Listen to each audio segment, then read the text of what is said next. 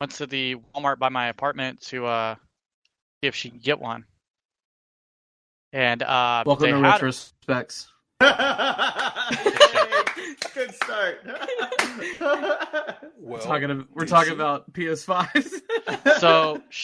So there was a group of like 7 people there.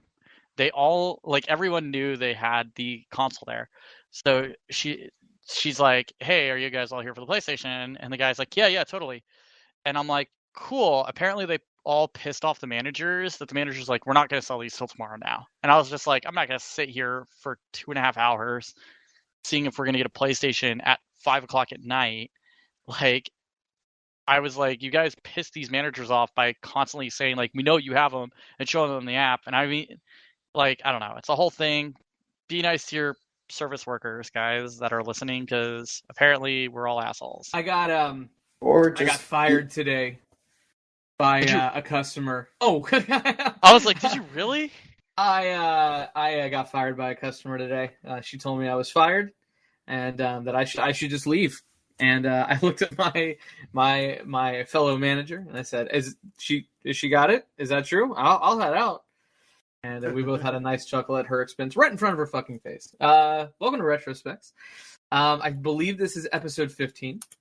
Yeah, we're going to talk about the most expensive. We got kind of a twofold. We got the most expensive game consoles at launch, and then the most expensive games that are available now. Originally I was going to try and talk about like games that were really expensive when they launched, but really the only 2 worthwhile games are like, Earthbound, which came in the really big box and had the guide that came with it. That was like $100. I think Chrono Trigger was also $100 when it launched. And then Steel Battalion, which was an Xbox original game, or was it a 360 game? It was Xbox original. It was like $250. Because it was like $250 thing, right? Yeah, it came with this giant like tank control that was like a real life. It looks ridiculous. I mean, look it up. It's a very silly concept. Are you guys ready for something really retro? I was working at GameStop when that came out, and the thing came in like a bullet box. I don't think like. When did it? I wonder when did that come out? 2005. Let's see if Justin just rattling off random numbers is correct. Well, it was like 1998. It's 2004, 2005, and it came in like you locked in 2005. You locked in. I'll lock in 2005. Justin, I'm way off. It's 2002, man. 2002. No, well, hold on. Hey, guys, I know Justin is not here very often, but I will say that we call this in the business Justin confidence. When Justin just so confidently says something with so much conviction, I have to give it to him. The man exudes confidence, but he's wrong most of the time. That's the only time I ever exude confidence, though. Let's be real here. But it's crazy because when you are right, you don't have the confidence, but when you're wrong, you're just like so. I'm using this shirt. It's a great word, and I don't use it often. But you're so cocksure about yourself. You're cocksure. Love it. Oh, Justin, I'm glad to have you here. But that was really it. Steel Battalion, I think, cost like $250 when it launched. It's a ridiculous. Like, it's a big giant control with 2 giant joysticks. It's got like pedals and stuff like that. And from what I understand, it didn't get the best of reviews for probably that reason. And it was, the companies that made it were Capcom and some company called Nude Maker. What? I love it. I don't know anything about Nude Maker. So let's be real. It's Japanese. It is a Japanese. It's probably Rude Maker. But... Dude, it says Nude Maker. Nude Maker. Nude Maker? They have Nutmaker? Nutmaker. I'm Joe Dierte. Can anybody name the movie? Joe Dierte. Yeah, Joe Dierte. They made Steel Battalion. Steel Battalion 2. Steel Battalion 2. Steel Battalion Line of Contact. And then most recently in 2016, this is just sad sounding, a game called Night Cry, which is just the new Death Cab for Cutie album title as well. So they're well done. Wow. Night Cry. All right. Then why are we slamming on Death Cab? Okay. The place that I work, it has a radio station, okay, and we normally just turn that shit down and just play our own music, and it is what it is. It's way better than that bland radio. But because we're in the middle of a pandemic, we have to, make sure that the message of sanitization is getting out there at all times. We have to start playing it because there's it's not music. It's like there'll be like a modern song and then like a Christmas song and then like a Gin Blossom song. All right, that sounds exactly what is a like Gin music. Blossom song? And then Hey There Delilah will play, and then one of them is that one Death Cab. I can't remember the name of it. That one Death Cab for Cutie song that everybody knows. So I heard it like 6 times today. How many times have you heard the Mariah Carey song then? 0. Nobody now, wants Last Mariah Christmas Carey anymore. From Wham, that is one that I've Ew. heard quite a bit. Is that who sings that song? I mean, Yeah, I know Taylor Swift sings your version of it, Justin, but Yes. the original Absolutely. version is Wham. Absolutely. The one that you know. But yeah, I think that's why Death Cab for Cutie came into my head. So, but no, I figured it would just be easier if we just talked about kind of the most expensive games that are out there in the market now. When we do talk about this, and we're going to do our huge stuff here in a minute, but when we do start talking about that, this is just what people are posting on the internet, and it's oftentimes complete bullshit. None of this is worth anything unless people put a value to it. So just know that this isn't like a shopping guide. What's that? So it's art. Like, it's worth nothing until somebody just says arbitrarily, you know what, this is probably worth a lot of money. And then now it's just worth a lot of money. Exactly. That's art. So exactly. gaming is art. It's like right now when you see, it's like gaming is art 100%. It's like right now you see people that are selling PlayStation 5s, for $1,200 online. People are being the stupid. Aesthetics of that thing, it's art. I do agree with that. I saw a post that said, my wife's making me return the PS5 now that she figured out it's not an air purifier. Oh yeah, I saw that. Love it. So, like we said, welcome to the show. I think this is episode 15. I don't have super producer Todd here, but we do have Justin joining us for one of the few occasions. Welcome to the show, Justin. Yeah. Hey, am I wrong? He's not wrong. He was here to be fair, he was here fair. for our Extra Life, event for a few hours. So we appreciate that. Ed's here, of course. We've got Nick here and we've got Andrew here. Super producer Todd, unfortunately, as it kind of has been the last couple of weeks, is got some new hours he's working with, and so unfortunately he is not here. I don't even think he's listening in the background. No, he's not on. With that said, we are going to get started. Jim, would you like more salt to add to your pretzels? I know. I'm not salty. Hey, I'm not salty. We can record this without him. We just I'm talking about sorry. Justin. Oh, Justin. You went after him. Justin, you good? Yeah, I'm fine. I okay. actually have a game, but it's not retro that I wanted to talk about because this is the perfect opportunity because we're going to talk about what games have you been playing. What? And in your case, if you haven't been playing it, Justin, what games have you been thinking about playing? So I have been playing something, and I'm not happy because it goes with the topic of tonight's freaking podcast. Go for it. Custer's Last Revenge. Got it. Jesus. Why is that our go-to game? I feel like Nick keeps bringing that game up. Yeah, Nick is the one that brings that up the most. When have I ever brought up the greatest game? The greatest game. I thought, first off, it was just called Custer's Revenge, not Last Revenge. Yeah, it's just Custer's Revenge. I think you're right. And the fact that I know that it's up there. That's some Jim confidence right there. Yeah, I remember. I feel like reading an article, or maybe I read it in a magazine of the history of AO games, AO rated games, and that was always the proto AO game. So I think that's why I know that game as well. You weren't reading it for the articles. I think it was Game Informer. I think it was either that or. And this, I want to do an episode on this magazine because it was a weird magazine. GMR magazine. Oh, it was Gamer. Magazine Resource. No, what's that? Was the one that GameStop had before. No, EB Games. Was it EB Games had it? Yeah, it was EB Games. So I don't know if you know this, but I have every issue of GMR magazine. Wow, what a waste of paper. It is at my parents' house, but yes, I have every issue of GMR magazine. I liked it more than That's I a liked weird Game Informer flex, because it Jim. didn't seem just like a kiss ass magazine like Game Informer does. So was it a zine? well, to be fair, Game Informer is owned by GameStop, so Yeah. they need to kiss as much ass as possible right now. I get it. It's like, please stop firing our editors. I still get I think their Game editors Informer, walk too. out and quit. You still get Game Informer? Who still has a GameStop Edge card in 2020? I don't have a GameStop card, but I think Nick gets Game Informer too. Oh, dang, he got called so out. Here's the thing. I haven't gotten Game Informer in like the last year because I have not gone to a GameStop. I mean, to buy yeah, neither games have I. in a while. So, but the next Just time like everybody I else. go to a GameStop, they're going to be like, "Would you like to re-sign up?" And I'll be like, "I guess." Oh, Justin, you need to re-sign up for your Barnes & Noble membership so I can use it more. Oh, I thought it was still Ray signed up. Is it not? No, I went.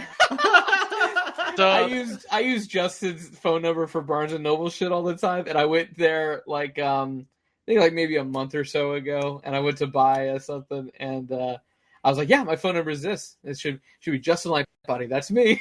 That's me. And they were like, "Oh, you've lapsed. Do you want to renew it?" I'm like, "No."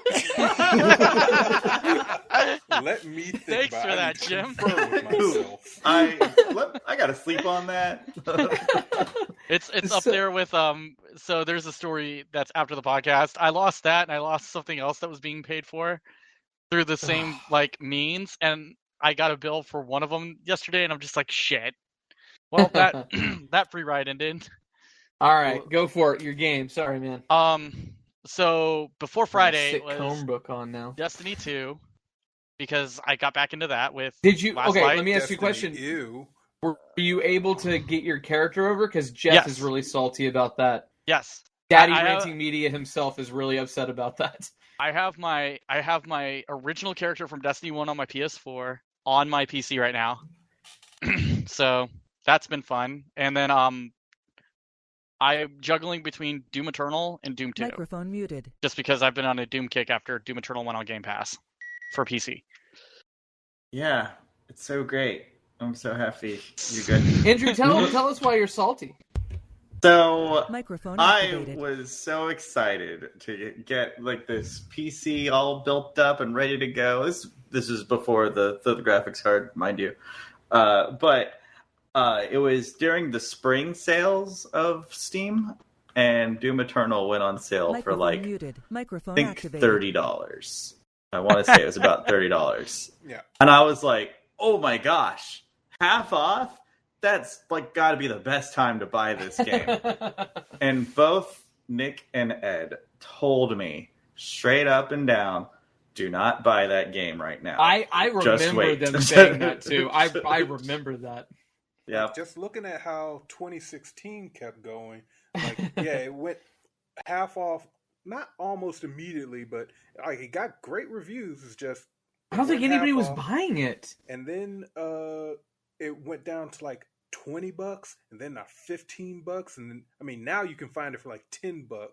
I got it for dirt cheap, $5. I remember. Jesus. But So I got Oh, you got it for. 2016 But Justin, how much did you pay for that game? which game? 2016? Doom Eternal. Doom Eternal. Doom How Eternal. much did you have to pay?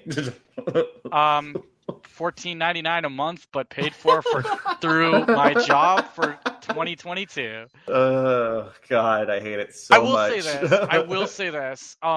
I may not pay $60 for it, and I was talking to my girlfriend about it.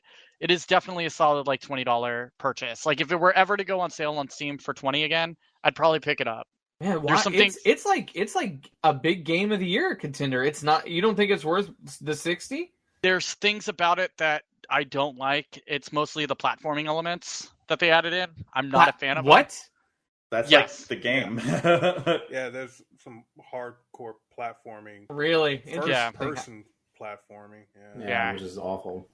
And it oh. pulls me out of the it pulls me out of the action that Doom 2016 put me into, but Love that I'm game. enjoying it. It's I will say the reason for it though is because you're supposed to be more run and gun during any of your firefights. yes. You know, so it kind of builds this almost like knee-jerk reaction. Yeah, and momentum that you're supposed to be just moving around, shooting things, swinging on the Olympic bar is like a gymnast. That's the one I always get, like a big guy in a suit of armor moving around like some kind of gymnast doing flips in the air. That picture. Shit. Yeah, the Flippy shit, right? Tim Cornette's mad somewhere. All right, Yeah, that's a wrestling reference. But I mean, Andrew, like the old saying goes, all good things come to those who wait. No. The good saying is never pay full price for shit, and I Never pay full price for Well, Wise man. you What was didn't it? pay Wise full man price once for say, it, but never pay full price for pizza. it is never I pay have no full idea. price for it's something like that. It's late Yeah. pizza. Oh sure, my goodness. sure, Justin. But yeah, Andrew, you still didn't pay full price, and you still wound up paying more. I know. And you're technically paying for it again. I 'cause know. you can get it. I'm not gonna download it though. I'm not downloading it. I already got it. So at least I'm not gonna pay for it with data. That's true. Yeah. Yeah.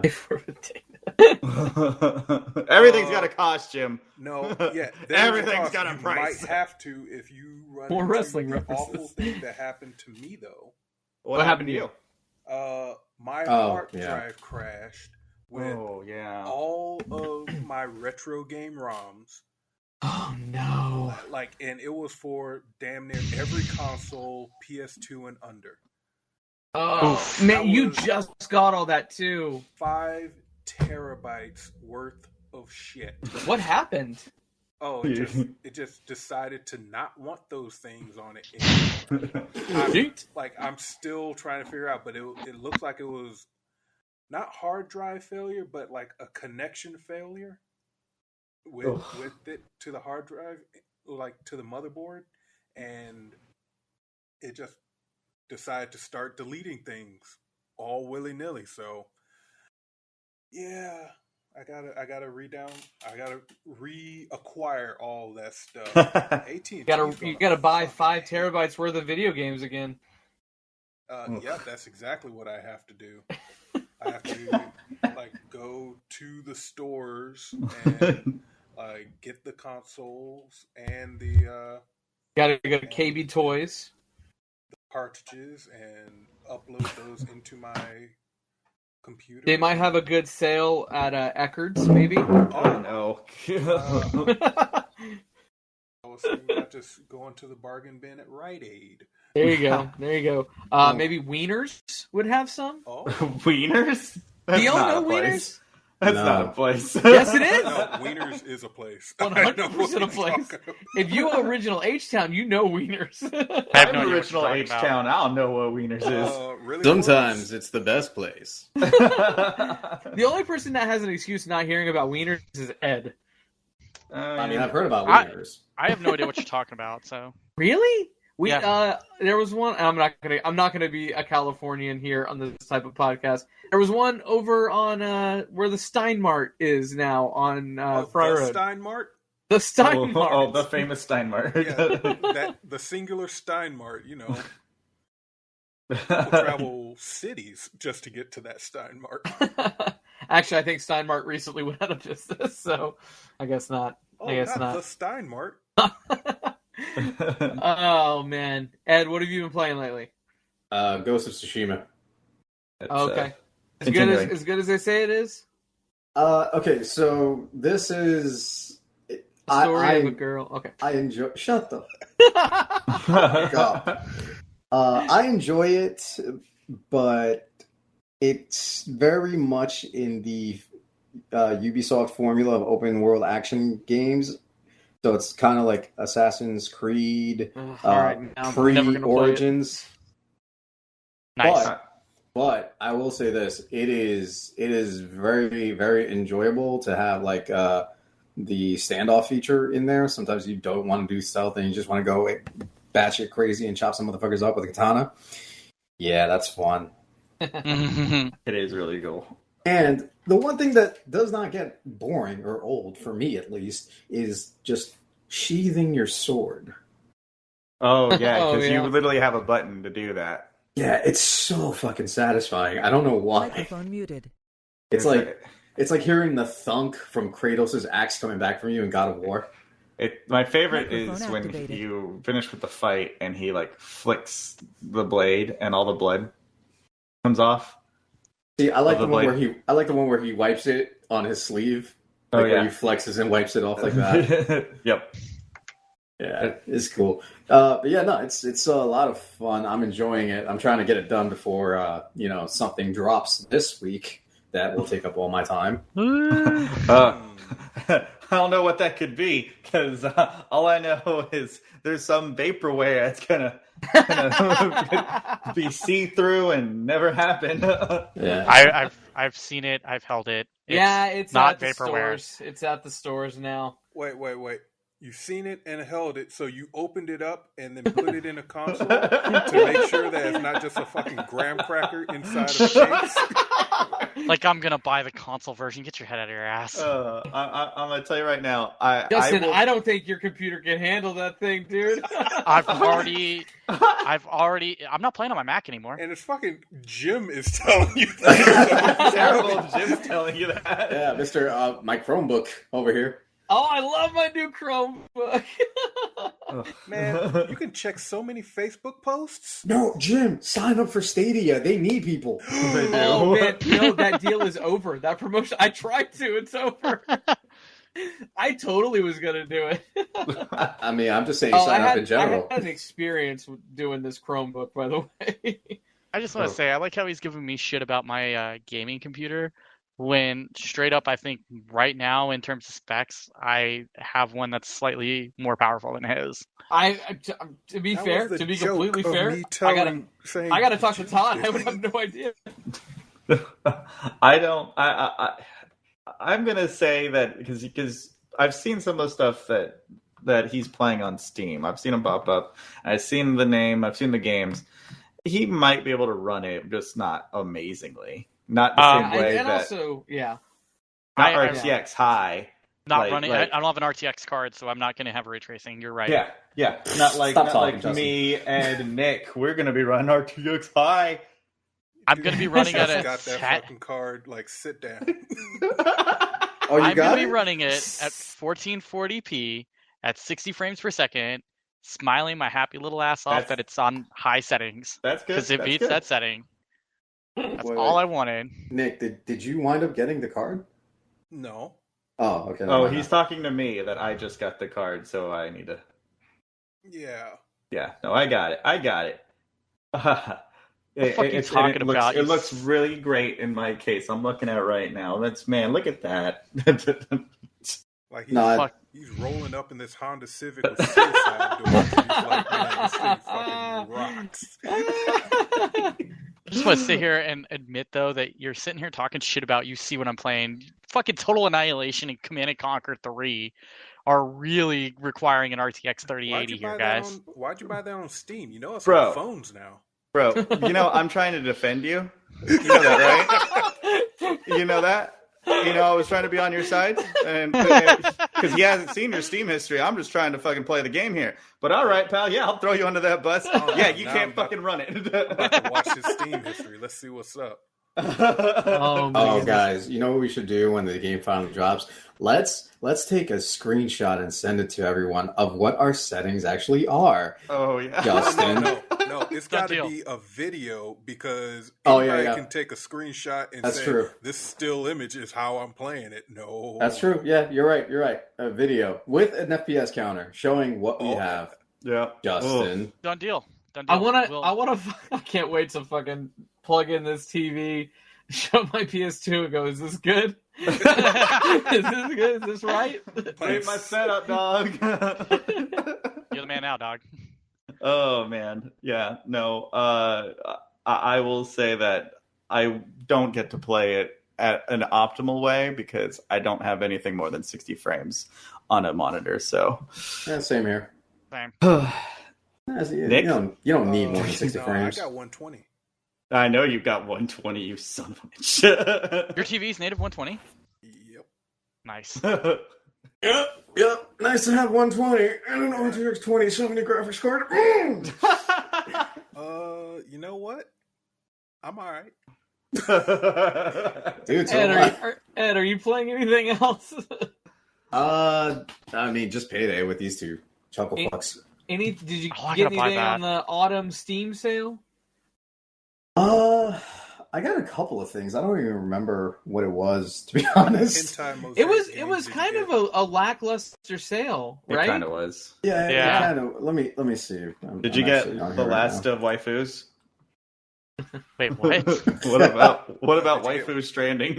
Or waifu redemption? Oh, Todd had said something. Hold on. Todd had said something earlier that he was trying to make a game, and it made me chuckle. Hold on. Of what it was called. Okay, so real quick, I'm actually in the process of making my PS4 just fucking like useless. So I wound up rebuying Dishonored, all of them, Left 4 Dead, both of them, Hotline Miami, both of them. nice. I got those. And Homefront: The Revolution because it was like $5. Really? I couldn't get through it. I hope you can. Good. I actually enjoyed it while I was playing it, and then shit happens where it's like, the game here's another one. game Todd wants to make real quick is Katawana Sujo 2: The Second Coming. It's coming spelled C-U-M. God. I mean, yeah, you didn't have to say it out loud. Because we got it. we got the joke. Yeah. But circle back, the gem of all of the things that I bought during the sale, Fight of Gods. Oh yeah, that's right. You did talk about that. Yeah. Fight of the Gods? I've never. No. Fight I don't know of that Gods. Oh. What? What entails this game, Ed? Oh, okay. Let me share what this game is. It is a fighting game. As you all know, I am a You're the fan best. of the You're fighting the best. games. Yes, we know. I'm not the best. Andrew's a close fifth. But it has you picking religious deities and fighting with them. No fucking way. Hold on. Okay, because I gotta ask. No offense to any of our listeners of this this belief system. Is there a Muhammad? No, there is not. Oh, cowards! Yeah, It but sounds like Jim, you should be making that game with that character. Can I make it with my Chromebook? Oh god, yeah, sure, go for You it. can Try. make a text adventure. I mean, it's Holy quite, shit! This it's looks quite, amazing.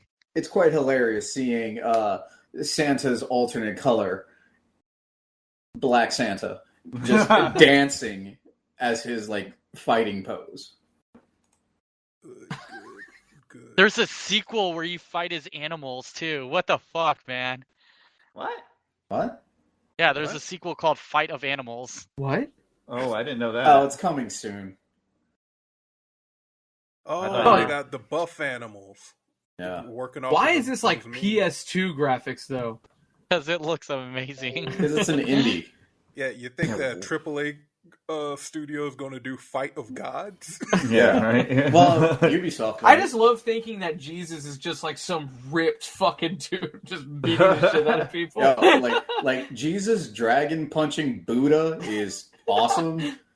Like, or Please tell me like Anubis. Buddha has like Honda type moves.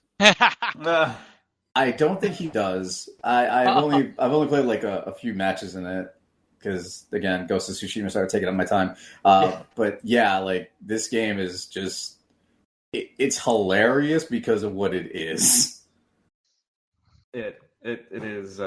I've seen gameplay of it, and yeah, it is because they all have like special moves that you can do as well. Like you know, Yeah, and they do. oof, Moses has a move where he parts the sea on everybody. Yep. That's amazing. Yep. So, Yeah. it's great. Oh hell yeah! I'm watching some video of this, and it's pretty good. Yeah. If only we had some kind of super producer to show video. Oh my god! You want me to live stream? I'll live stream. No. We're fine. No, yeah. I'm just gonna get guilted I mean, just about like this. just like fight of gods and the other religions is best left to the imagination. Exactly. That's great, good Yeah. stuff. So yeah, that's basically what I've been doing. Andrew, what you been playing? Yes. Okay. Well, so Persona 5 progress checkup. Oh my god! All right, how are we doing? Oh God, fellas, it is a tough fight. I'm gonna tell you right now. It's the last boss still.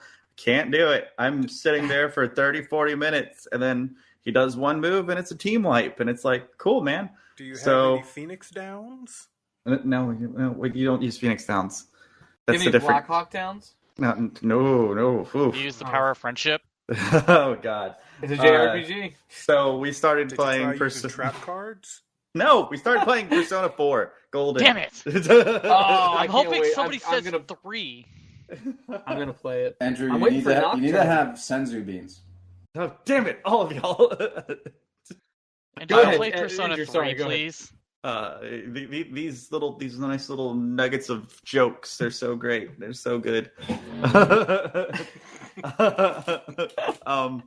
Yeah, so Persona 4 Golden. Yeah, we started playing that, and it really makes me miss Persona 5 because if you screw up a boss fight, start back over from your last save, pal. There ain't no just start back the fight all over again. It's go through that slog one more time, and it's like, ugh. Oh, So yeah, you got to remember what that was like PS2, PS3 for that game. Persona 3 was PS2. but it was Persona mainly a 2. PS3 game. Yeah, You gotta, yeah. well, no, because you got to keep No, in it was mind, Vita. Persona 4 was PS2.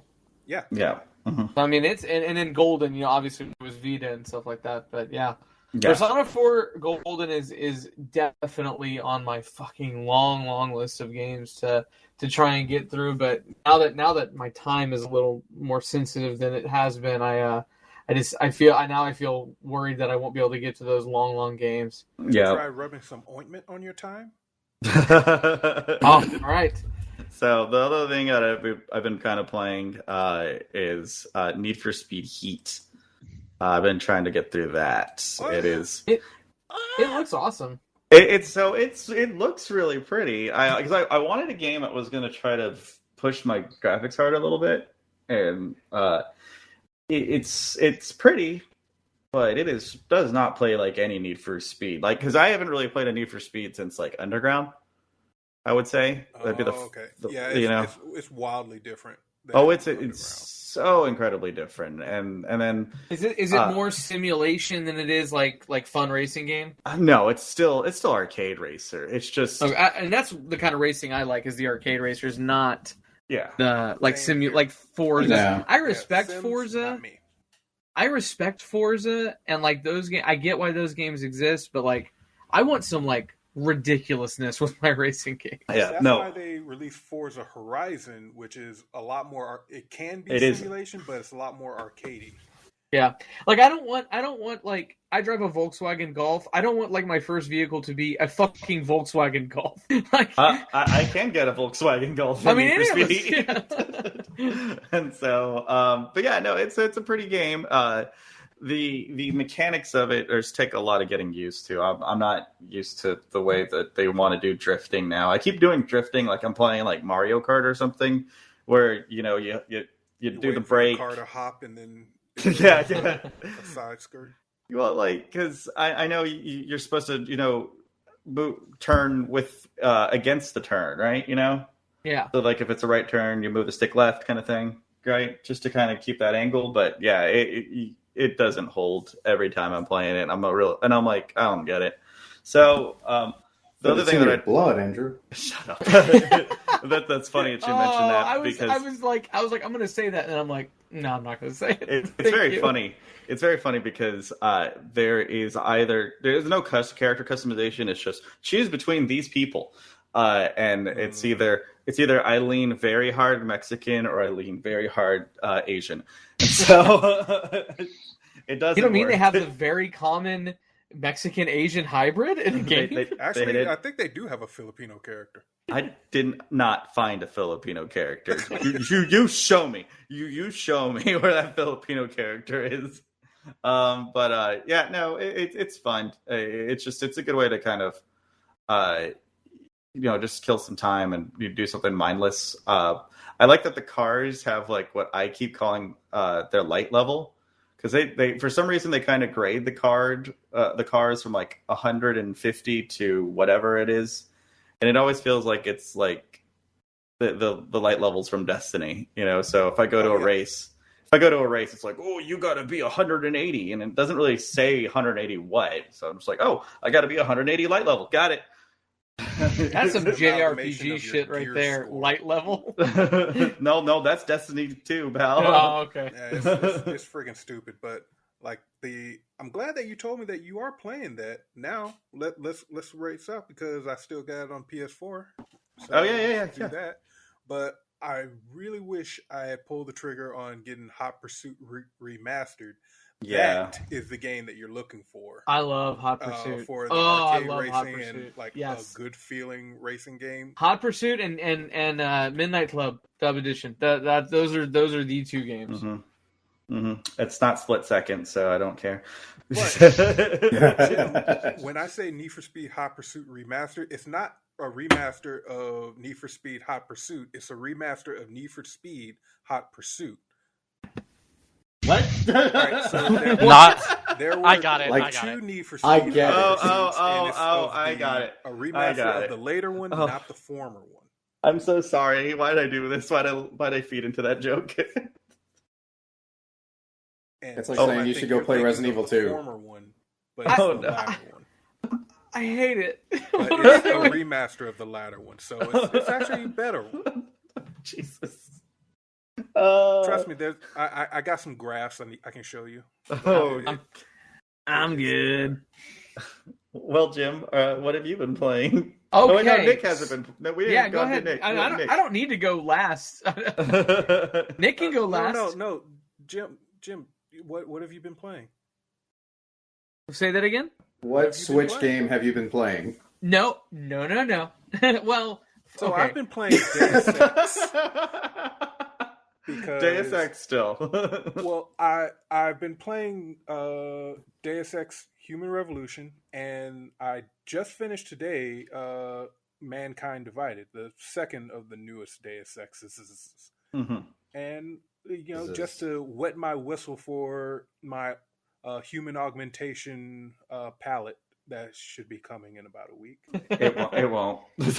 Not until I'm 30 minutes into that game, playing it on my computer, will I go, this is real. The first 30 minutes aren't real. Until then. Like, you realize your first 30 minutes is just going to be you like, well, what hairstyle do I want? No, it's going to be 30 what minutes, schlong that's an hour. size. No, yeah, I was going to see what dick size do I want to make? Pube color do I want to use? Yeah. He's going to be typing up an email. He's going to be typing up an email with CD Project Red. Why can't I have a split dick? I want a flayed dick. I want it like a cobra where it's two and they can move opposite of each other. I want to be able to shift the gears of my car with it. I want it like a hedgehog where it's like corkscrewed. I thought that was ducks. I thought that was a pig's geese. tail. I thought that was geese specifically. Why do we all know that this much about animal genitalia? I mean, you don't. Because if it's different from us, we have to know about it, and we have to retain it to memory. Know your competitors. Oh, that took a turn. There was some animals have like built-in rib for his pleasure. Yeah. Oh my god. There was like a Reddit post I saw some time ago on like R Funny, and it might have been like a few weeks ago or something, but it was in a guy in a museum, and he took a picture of, I forget what kind of whale, but they have on display a whale penis, and it's as tall as this gentleman. So remember that, I folks. think I know what you're talking about. Yeah. No, it was a post of like them putting just a whale schlong in a giant case, and like you could stand next to it and been like, I mean, it's not that big. This episode of Retro SPEXX is brought to you by the movie Blackfish. Oh, God. Okay, that's This just episode is racist. sponsored by hymns. No need to feel like you need to compete with animals. Yeah. I mean, Jim, you kind of went a little far there. Just because they're black doesn't mean that they automatically have huge. Oh, wow. God damn it. Ed wins. All right, Ed wins. Ed wins it. Bit's over. It's done. Cut it. cut the And stream. then I've also been playing Payday 2. Yes. That has been fun. Good to know. Oh yeah. Did everybody get Left 4 Dead 2? Oh, yeah. I bought Left 4 Dead 2, so I if we can't wanna wait do it. to play that. Yeah. I did as well. How do we Awesome. put What are you mods talking in that game? about? I thought we got past Left 4 Dead 2. Left 4 Dead 2? What are you talking about? We're playing Left 4 Dead 2 Episode 2. Oh my god. You must have hit your head real hard. We're still playing Left 4 Dead 1. Jim, you It's should 2008 again? Jim, you should really be getting on in that Payday with us, man. He's not How going about- to. all right. We make it fun. Yeah. You did. I Yes, know the most you fun have part about playing that game was playing it with you guys. Yes, the game sucked a bag of fucking dicks, but See, but you also were playing it on a console where you couldn't mod the hell out of it. Oh god, yeah. Oh, yeah. were y'all playing it on PC when I was playing it on PlayStation? No. No. We were on console. That Oh, was okay. then. We were Y'all also on dumbed it console, down but for. now Okay, gotcha. now we do play it on PC, and with the mods and everything, it's a much better experience that you can tailor to yourself. We can even help get you some mods in there. Oh, for And sure. it's going to make it so much better. Like you So can have much better. different posters, different flags, different guns, gun Just change- sounds. Change Why the do Waifu you- body pillows, Like you can Waifu? do different HUDs and everything. different to make the game hugs. easier. Oh, okay. No, HUDs like heads-up displays. Got Like it. they have this one called Sydney HUD, based off Oh. of the worst character in Payday. There's the Wolf HUD. Oh yeah, there's Wolf HUD. Oh, yeah, there's Fox Wolf HUD. Meme HUD. Meme HUD. That's one I currently use. Sound like Bubba rattling off shrimp names. But then there's also Minimalist HUD, which you might be able to work. If anybody could work it most, it'd be Jim. It's just Yeah, not a lot of Payday 2 stuff in your face. You know, it's just you and the game. Highly customizable, so yeah. Yeah, Make it I think just- I think Jim would actually like appreciate the aesthetics of it too, because it's like, oh yeah, it's modernized, but it also has like a little bit of a retro throwback in there. Oh, yeah. Oh, it does have a little bit of retro. Yeah, You're right. So it's like, yeah, it's pretty cool. Like I tried it out once, and then I was like, yeah, this is all right. So I'm looking at Left 4 Dead 2 mods, and it's all just you playing as anime girls. What's up with that? Yeah. God, I didn't know Oh, that fucking 4chan just mods everything now. Absolutely. What I've been Yeah, it playing, makes it better. I beat Undertale. I beat it in like the 3 days. I did not think that a game would have that much of an emotional effect on me, but after Firewatch, but no, Undertale's very good. I know that game's not new. It's fairly old at this point. Nice. But I enjoyed it. Emotional effect after you did your genocide run. I didn't do a You genocide run. I laugh did a pacifist as hard run. as you've done. If you've never played Undertale, there's like different versions of the ending and things that you can get. There's a pacifist run where basically you don't hit or combat with anything. You kind of just maneuver around everything. Then I think there's like a middle one where like it's like a normal RPG where you do some damage and everything. But then there's one genocide mode where you fucking just annihilate everybody where they stand. And it causes you to have different endings to the game. Apparently the best ending was the pacifist ending. I would like to go back and watch kind of the differences between them. I'm sure that video exists somewhere on YouTube. You should play the genocide one. That the Just boss play fight the on whole that is thing. great. I mean, it took me about 6 hours to go through the whole game. I don't know if anybody else has ever played that game, but it wasn't very long. You know what you should play next? Deltarune. It's the same guy, right? Yeah. Yeah. What's it on? Everything? Everything? Okay.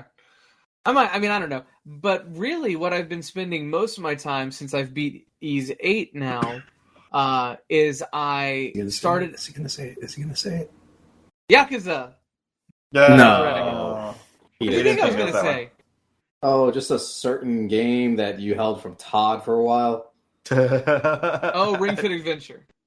Yeah. We talked about that. It's oh my god, my legs. It's that's the worst part. I think my legs. You got to power through it, man. Trust me. It's the worst part. I can do the strength stuff. Oh god, the legs. Give it 10 days. Just keep at it. You'll be fine. I have been, man. I have been. But no, I literally dug my PlayStation 4 out of like a closet because I thought I was done with it. I truly thought I was done with it. But then I just kept hearing how awesome Yakuza like a Dragon is. I have never played a Yakuza game. They seemed boring as shit. What made me like kind of pay attention to it was they had New Japan characters in one of the games, right, Andrew? Yeah, Yakuza 6. Song of Life. So that was like, okay, this is interesting. But then they came out with Yakuza 7, Like a Dragon. I'm like 30 hours into it. Are any of you guys playing this or have played it or tried it out? Me. Actually, I have it coming in on Monday. Okay. So there's a it. mini game within the game that's not so mini, but basically, and I won't spoil anything, but basically you run a confectionery company and you are like the CEO of it, and it's what everybody is complaining about.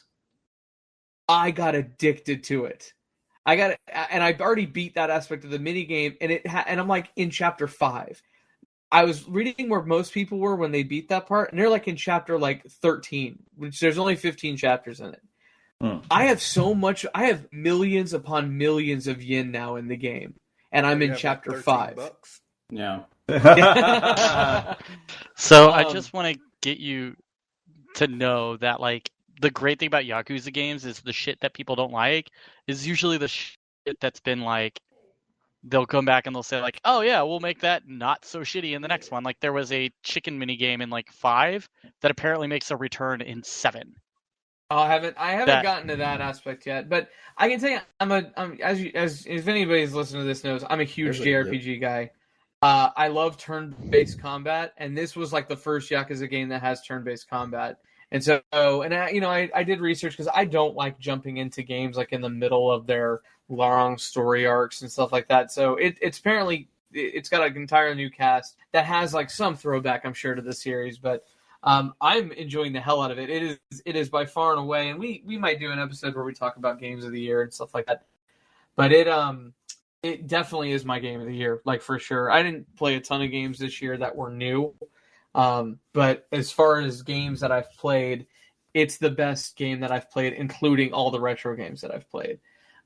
It's been so much fun. It's hilarious. I've laughed my ass off at a lot of it, and it does make me want to go back and play some of the Yakuza games that I just never have played. That I know Andrew. Go ahead. They are very different games, and that's what worries me. Turn-based kind of because thing. people who like turn-based games love this game, but don't really like the other ones. And a lot of like hardcore Yakuza fans hated this game. It is a very different game. So, but and that's what's weird. As a fan of like entire series, I love this one. I think it's just as awesome. Fun as the other ones. Yeah, I've had a blast. I definitely don't regret wasting that or spending that much time doing that mini game for as hours upon hours upon hours. Oh, somebody's not muted. No, it's okay. I haven't been because I was like. They were like, I was watching a YouTube video and they were like, "Hey, do the CEO minigame as quickly as you possibly can." So I was like, "All right." I thought maybe it would take me a couple hours. No, it took me a couple of days to get through that game, to get through that mini game. And basically, it's you running a business. You're buying property, you're selling property, you're hiring people, you're firing people. You're literally assigning people specific roles that might have different abilities. It's super minute and super micro. But it's if you are that type of person that just likes to see these tiny little mechanics come together and make this giant thing work, it's pretty addicting and a lot of fun. So, and again, it's what everybody's least favorite parts of the game is, but it was so far has been so much fun. It has been my favorite. Okay, so because it's a life simulator within this ridiculous game, that's why people didn't like it. You thought I wouldn't like it? No, I'm saying like that's people's gripes on it. It's fucking real life in this ridiculous game. Yeah, exactly. It's very much like this is how a business runs. You have to think about these things and, make your employees happy. You have to do shareholder meetings. And the shareholder meetings are just like, here's our financial report. And it's like how you present your financial report. Then it's you answer stockholder questions. And when you first start out, everybody hates you and you have to apologize. And the apologies are ridiculous. It's the most, and there are commercials. You have to buy commercial space. And then they show you the commercials and they're the most Japanese things you've ever seen. And it's just so much fun. I recommend everybody playing this game. If you're listening to us and you're purely like, I'm a retro gamer, I can't tell you enough. Try and find a way to play this game because it is so much fun. So that's what we've been playing the last couple of weeks. I know it's been a bit. We did a side quest last time, so it's been a bit since an actual retrospect episode. But not to spend too much time on kind of retro gaming news, other than Super Nintendo World has opened is opening next year in Japan in February, I believe. If you exactly. If you haven't seen, it's February 4th. If you haven't seen the videos that have come out with it, and if you are like a true retro gamer, this game or this place looks awesome. It's I want to go to Japan very badly, and this is just another thing for me to want to go to Japan for. It looks like so much fun. AR Mario Kart roller coasters. It just looks awesome. Everything that you would want it to be if you're a hardcore Mario fan or Nintendo person. It's a lot of fun. I'm sorry, I need to ask, like, AR Mario Kart roller coaster. So please explain. You have an on-rail Mario Kart kind of track thing, and you have these goggles that you can put on, and you're supposed to be able to interact with things while on the ride. Mm-hmm. From what I saw, it's like they took that new Mario Kart like track thing that you can buy, and they've made it like a roller coaster. Yeah. So you're still on actually, a rail. Okay, but you're actually like on a ride, or you're just like sitting in a chair and looking you're at on a a screen? ride. You're on a ride. You're on a ride. Okay. There's video of it out there. You should check it out. Okay, I won't. But okay. I'm never going to Japan. I've kind of like thrown that dream out the window by now. So yeah, Hi, we could all go to Japan. Are they allowing American visitors right now? Well, okay. Whenever this is over, still be open in like. We don't know that. It's Universal Studios. This whole there's one coming to Florida next year. 4 weeks. No, there's not. Yeah, it's coming to Florida in like 2021 or 2022. Actually, no, that kind of tracks because it's a universal thing, but I still fact check it. Yeah, he's Justin confidencing it right now. I was looking at it a couple of days ago. That's why I was like, oh, it is coming to Florida. Cool, because I want to go. That you had? Yes. I'm looking at an article right now, and Super Nintendo World at Universal Epic Universe Overview and History. Page last updated December 1st, 2020. So it is saying that there would be something like that. It isn't saying when, but it's the Super Nintendo World will be open of what appears to be 4 lands of the Epic Universe. The upcoming theme park is currently being built down in Orlando's brand new South Campus. So it's just going to be, a part of Universal Studios. Yes. Yeah, well, Oh, that's what the Mario thing is in Japan, Yeah. though. It's just a I part. get it, but man, have you? Like I said, watch that trailer. It's pretty fucking nuts. So my thing is, if you look at it and you see the thing they show online and on the trailers and whatnot and all your images, it looks kind of small. So I'm wondering how they're going to be able to do that, especially with... Man. Disconnected from your channel. No, What? like I just remember like tiny everything. Oh God. But yeah, User entered your channel. it's interesting because it's with the virus and everything going on, and then like the Mario Kart ride using glasses, that you have to put on. I'm wondering how that's gonna work, for visitors. Because I mean, like I said, not something I'm going to go hunkering down in February to go to. Oh, absolutely not. No, it is something I would love to do one day myself. Because they have like a lot of cool things. You put on like a little watch. It's like a little star, a Mario star thing, right? And then they have little question blocks around, and you can hit them. And they have like a little AR game that you have on your phone through an app that you can play while you're in the area. It's really cool.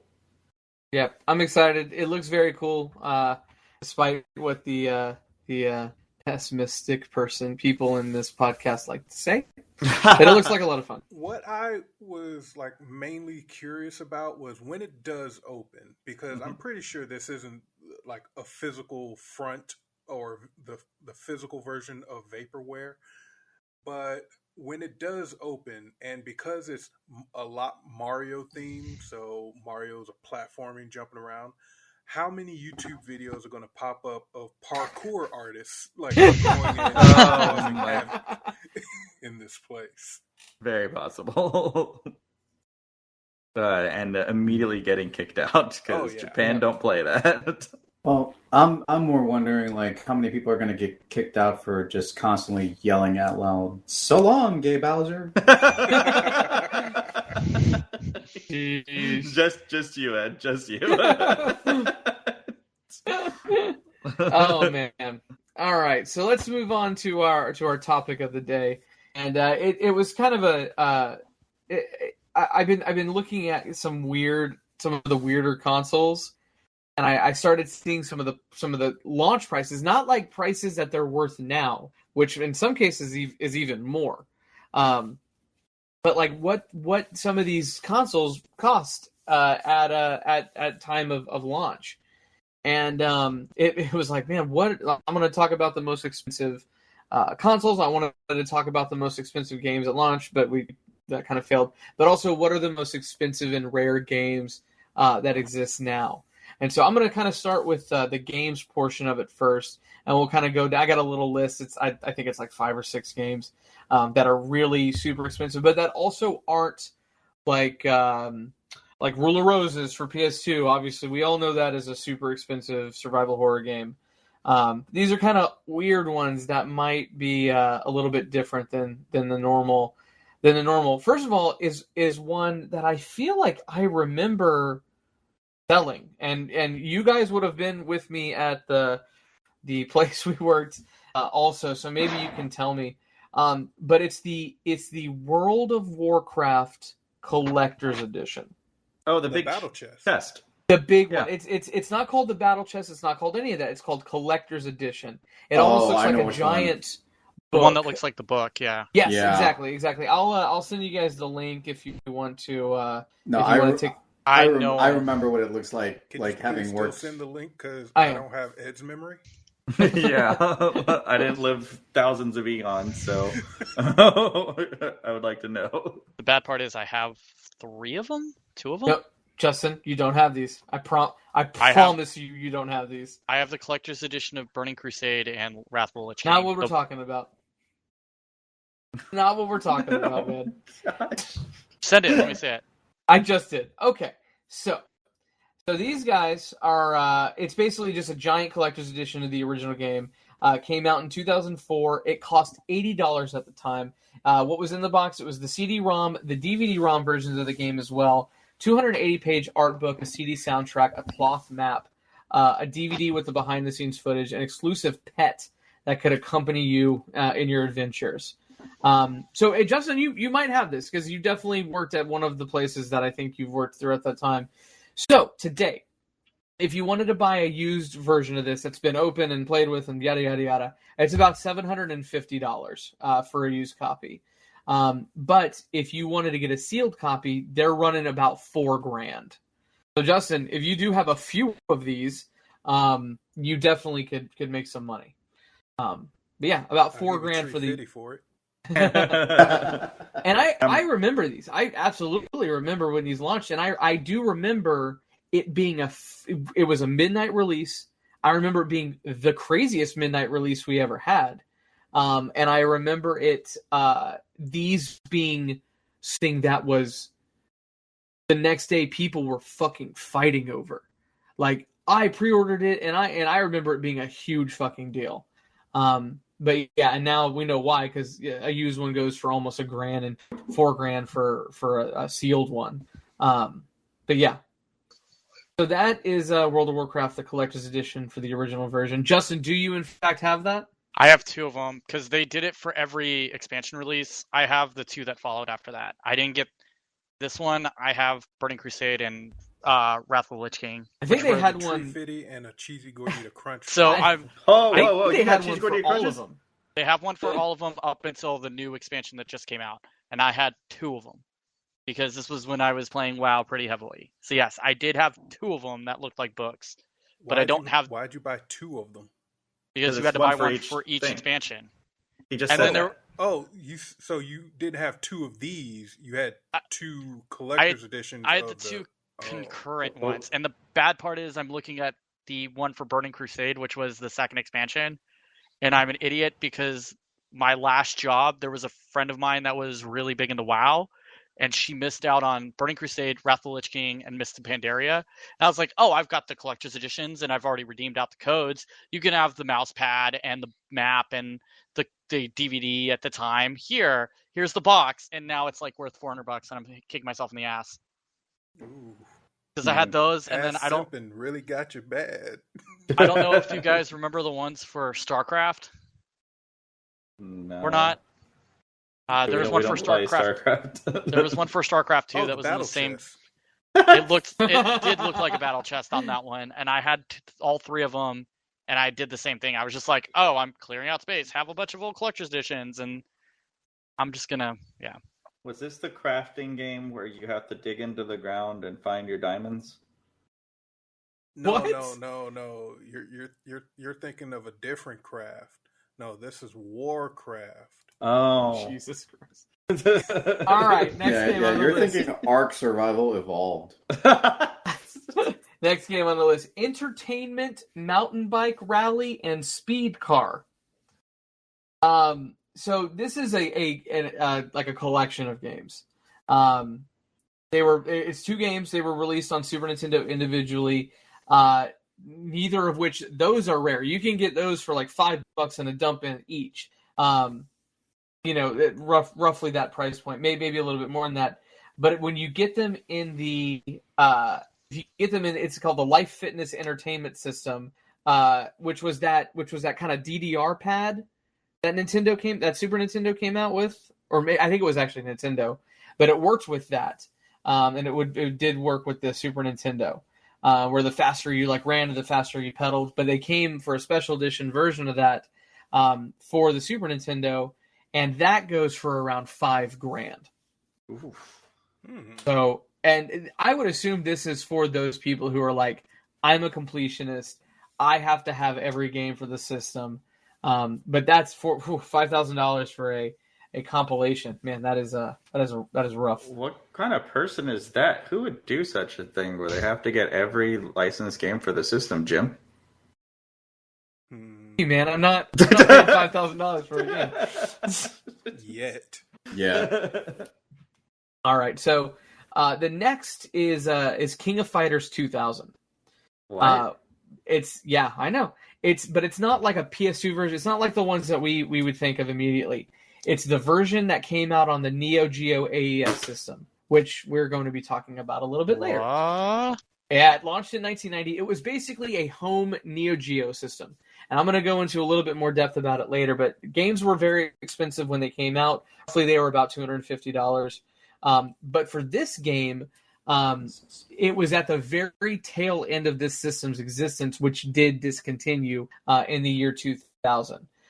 They made very limited number of how many they put out there. I think it was like for the English release, it was like there's like 100 of them that exist literally in the world.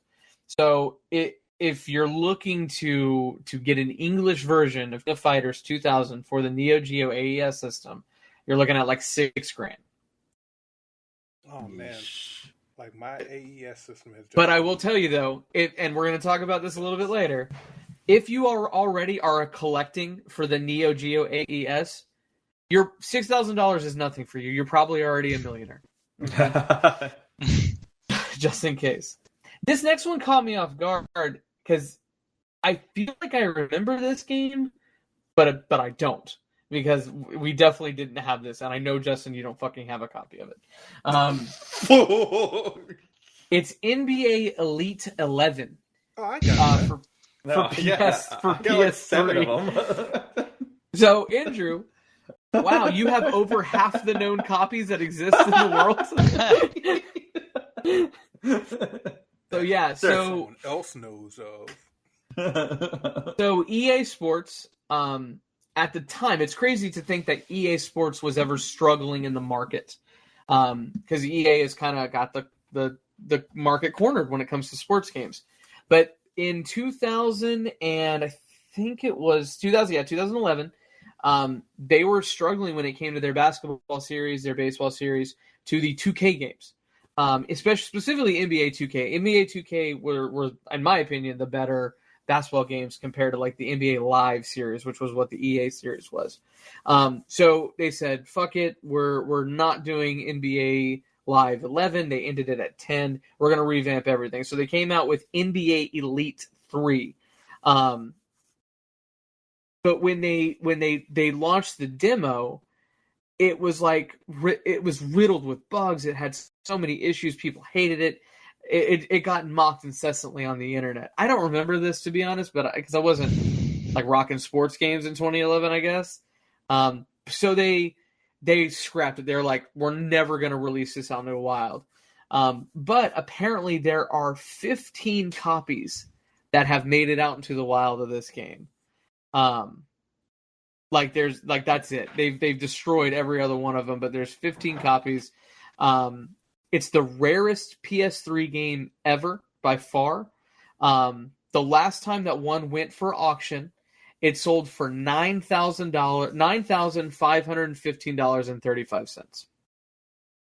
So is it kind of like the ET cartridges where there's a landfill somewhere filled with? So I would love that. I think we had maybe more sophisticated means of destruction in 2011 than in. Oh, you're getting too ahead of yourself. They probably just told all employees to like take them home and not tell anyone they existed. I think all those employees would be selling it right now. Yeah, man. If that was me, I'd be like, like that's your stock option. All right, so next is kind of a weird one. These types of games don't really exist in like a modern world where a physical game is being released. They might have them on eShops and Steam and stuff like that, but there's has anybody heard of a game called Red Sea Crossing? No. Is it like the Bible game? It's kind of. So it came out in 1983 for the Atari 2600. The game was about Moses crossing the Red Sea. The game, though, however, was never like promoted. It didn't come out like no magazines were talking about it. It was aimed at like any and all religious publications. So if you turned on like TBN in the early 80s, or if you were reading, whatever magazines, for Christianity existed in the early 80s, that's where they were promoting this Atari 2600 game. So like see a commercial in between Bible Man. So it was like to Billy Graham's audience. Pretty much. So, but it's kind of crazy because for a while Red Sea Crossing was believed to be a hoax that didn't actually exist. Kind of like that one game, that arcade game that apparently was in somewhere in Portland, Oregon. Polyphia, or something like that. Polybius. Polybius. Kind of like a sort of situation like that, where it was just like this game that never existed, but people remember hearing about. Kind of like Shazam, the movie with Sinbad, but because nobody had ever seen a copy in the wild, it was literally sold through very specific magazines. But the Steve Shustak, the game's creator, was sure that at least 100 of them were manufactured. In 2007, someone stumbled upon a copy, just a cartridge without a box, at a fucking garage sale. So at the time of when this article came out, which was that I'm kind of referencing, I'm trying to see when this article came out. This article came out in 2019.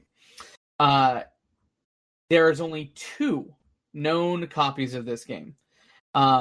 They're considered to be the holy grail of Atari gaming. No pun intended. But the garage sale cartridge went up for auction in 2012 and sold for $10,400. And the other one, it belongs to a private collector that is unwilling to sell. So that is literally it when it comes to that game. So see, I'm glad.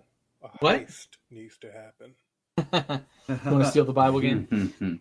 And that's the thing. Like I mentioned, like these games like don't really exist, and I'm sure the Switch and Steam and like the PS4 virtual stores and whatnot have tons of biblical themed games, but like, and I know all you guys probably remember seeing on the shelves in the stores for Xbox the Bible game. I do remember the Bible game. It was because we had tons of them, and nobody would ever fucking buy them. So that's how I remember that.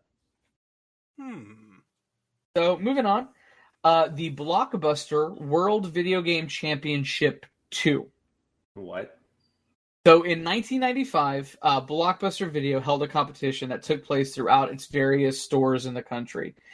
Players could choose to take part in either an SNES challenge or a challenge on the Sega Genesis or Mega Drive, which instead of having Donkey Kong Country, which was a SNES exclusive, they brought in NBA Jam Tournament Edition and the Judge Dredd beat 'em up game, which is hilarious. So that's kind of what's on those cartridges. When the contest ended, some of the players who took part in the SNES challenge were given the competition cartridges as a prize. The Sega Genesis carts, however, were immediately ordered to be destroyed. So there are 2 known cartridges for the Sega Genesis that avoided destruction. They are the most rare Sega Genesis games out there. Because they belong to private collectors, but they have done interviews about like if you were to put it up for sale, what are you looking to sell it for? $9,500 for one of them said. $16,000 the other one said. So all right, so my heist count is up to 3. You've been playing too much Payday 2. How dare you? So, kind of another Neo Geo game, Kizuna Encounter.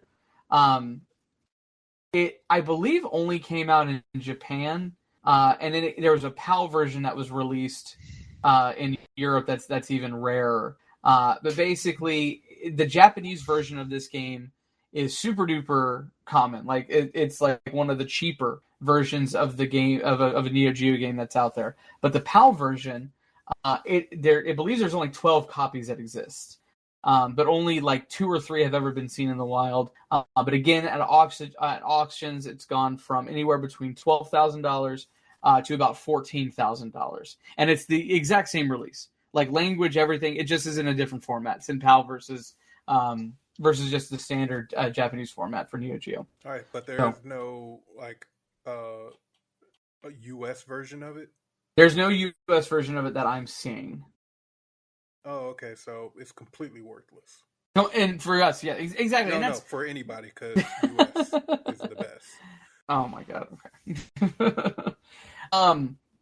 The next one is Tetris for the Mega Drive. the Mega Drive being the Sega Genesis. I guess this is a European fucking list because the Sega Genesis. So basically, Sega thought they could just make a Tetris game. They're like, yeah, if Nintendo's doing it, I guess we can too. But apparently Tetris in those days has a super convoluted licensing agreement with various companies, including Nintendo. Don't they still have some weird licensing? I think so. I think it's pretty weird. I think that's why a lot of games that that's why columns existed for Sega Genesis. But Sega believed it had the rights to publish a home console version of Tetris when in reality only Nintendo did.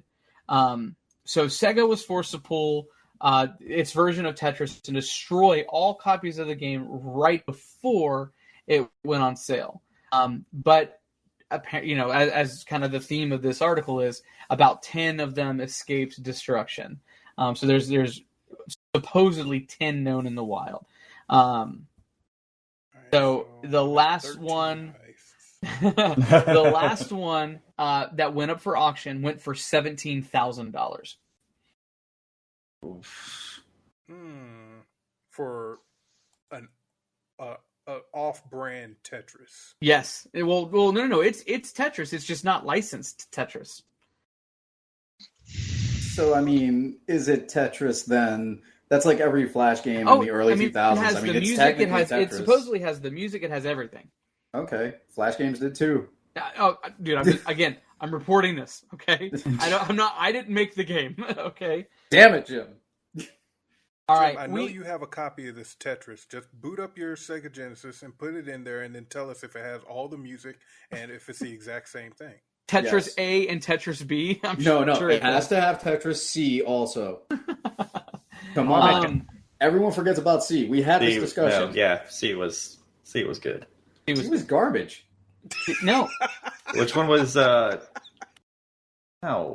Like it C sucked, was trash. A was the one that everybody knew. A was B was underrated. Yes. But I remember hearing C and thinking like, that ain't bad. No, C There's was a trash. C? Yes, there's three tracks. Wait, I only remember it two. sounds like the third one Tetris was not a is gonna be Nintendo Game Boy Tetris one. D. Yeah. It's on the Game Boy one, dude. Is it? See? Yes. Okay, I need to boot it up then and figure it out. I have literally 2 copies of Tetris for the Game Boy that I'm looking at right How fucking now. much you willing to sell it for? I'll give you $350. Tetris for the Game Boy? It's probably only worth about $3.50. That game was packaged with those systems. Yeah. I meant $3.50. Yeah, sure. Yeah. Like I got 2 of them. I legit have 2 of them. I will legit give you $350 for one because I don't know where Done. the hell mine is. Done. I gotcha. So the next one is kind of a gimme. If you've seen, Don't drive up the price. the greatest video game movie of all time, The Wizard. You know about the kind of the Nintendo World Tours and stuff like that. So Nintendo competition cartridges. That's a weird nickname for Ready Player One. So the Nintendo competition cartridges, they were, they had several world championships of varying degrees, bunch of different games involved. It wasn't just kind of the one that we all think of, which is the Nintendo World Championship, the gold cartridge that everybody talks about, and that, goes for lots and lots of money. But there is the Star Fox Super Weekend competition cartridge, and Donkey Kong Country Competition Edition. They're not super duper rare. The Star Fox Super Weekend competition goes for about $900. The Donkey Kong Country Competition Edition goes for about $2,800. The Nintendo Campus Challenge. There's a 1991 version that goes for about, or I'm sorry, I'll go out of order here. I'm going to Tarantino this. The 92 version sells for about $4,000. And it was themed at going around and touring colleges and having people try and play the game. But the 1991 one, which is even more rare, goes for about $20,000. And that's not even the rarest one. There's the 1990 Nintendo World Championship cartridge. There are 90 gray cartridges worth around $19,000 each, which is crazy because there's 90 of them. That's more than some of these have, but about 19 grand each. But there were also 26 gold cartridges given away in a Nintendo Power Magazine contest, and those have sold for roughly 26 grand in the past. And again, there's only 26 out there, so it's pretty crazy. All right, so I mean, but it's just, it's just a bunch of, they just threw a bunch of the games on the one cartridge. And that's kind of the theme for a lot of these really expensive ass video games, is that they're compilation games. They're just versions of other games that aren't worth shit that just became rare. So what it sounds like is that it's just games that everybody didn't think that were going to have any type of value. Like once you go 30, 40 years down the line, then people are like, I want that, and it just drives up the price. I mean, sure. I mean, that's kind of anything. You know what I mean? So I have that's art. A few copies of Burger King Sneak King Ooh. are going to be worth buckets of money. I think they are actually. Give you $10 for it. I'll give you one Whopper Junior meal. Ooh, beyond Impossible beyond Whopper. Yeah, impossible. Damn it, he beat me to it. No, Impossible Whopper. I had and, one of those yesterday. Oh God. I'll see your Impossible Whopper and raise you one Impossible breakfast sandwich when it finally gets out here. Why The are Burger all King y'all one? trying to poison me? It's out there. It just has egg and cheese on it, so I can't eat it. But it's out. You can get one at Burger King. Okay. So the next one, Birthday Mania. So in 1984, a programmer named Anthony Tokar decided to make an Atari 2600 game. He advertised it in his local newspaper, the Newark Star Ledger, and of course he's from New Jersey. It's basically it's like a birthday themed game but each copy was going to be personalized to whoever wanted to buy a copy. So each copy of Birthday Mania would be programmed by Tokar to show the recipient's name on the title screen while the Happy Birthday theme played. That's the whole game. That's the whole fucking game. I have a feeling copyright is about to get involved. Oh, that I don't know about. I mean, actually, around the time, I think the Happy Birthday song was copywritten. Yeah, so you can't actually do it. Yeah. Oh, man, maybe that's why it didn't ever take off, because there are only 10 to 15 known copies sold. Like, he sold up to 15 copies after advertising his newspaper, because that's the only way he got the word out. But only a couple have surfaced, although it's never been resold at auction.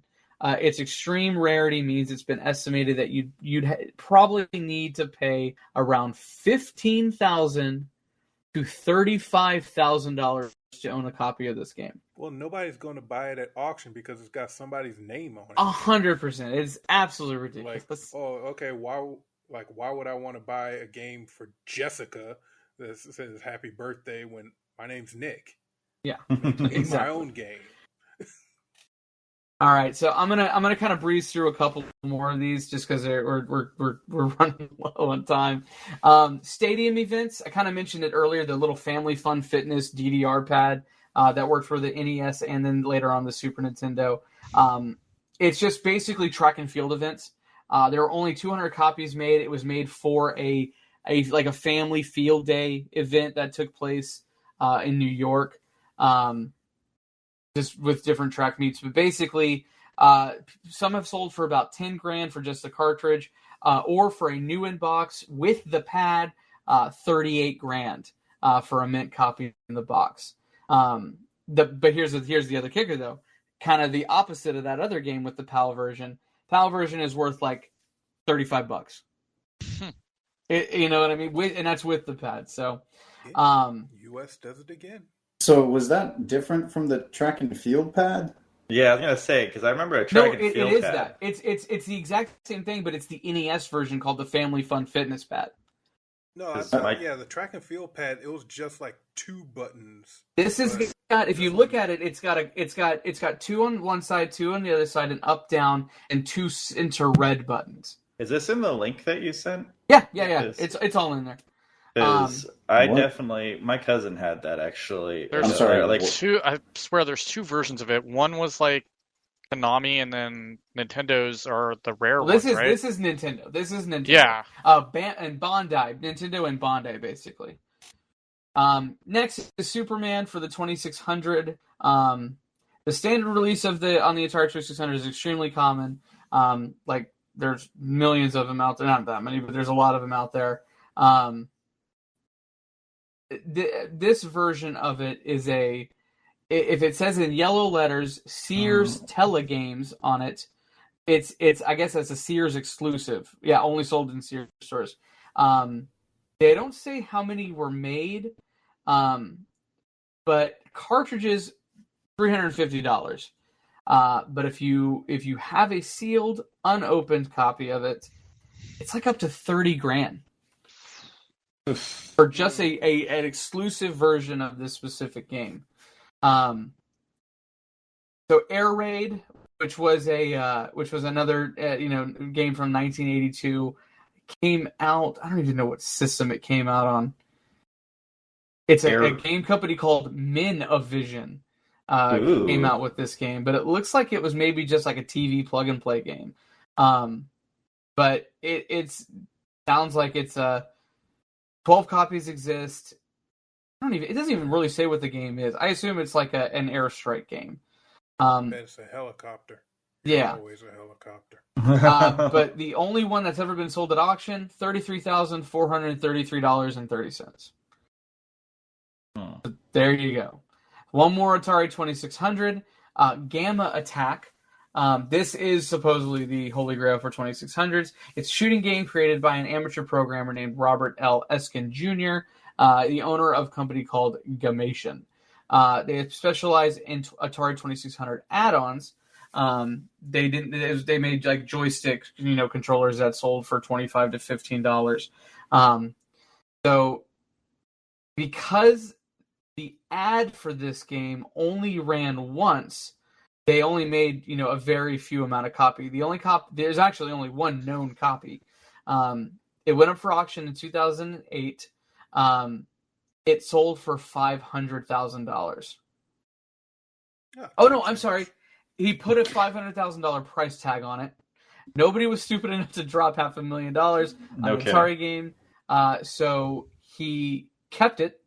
He still has it, and he believes now, in 2020 or 2019 when this was written, that it is worth between $20,000 and $50,000.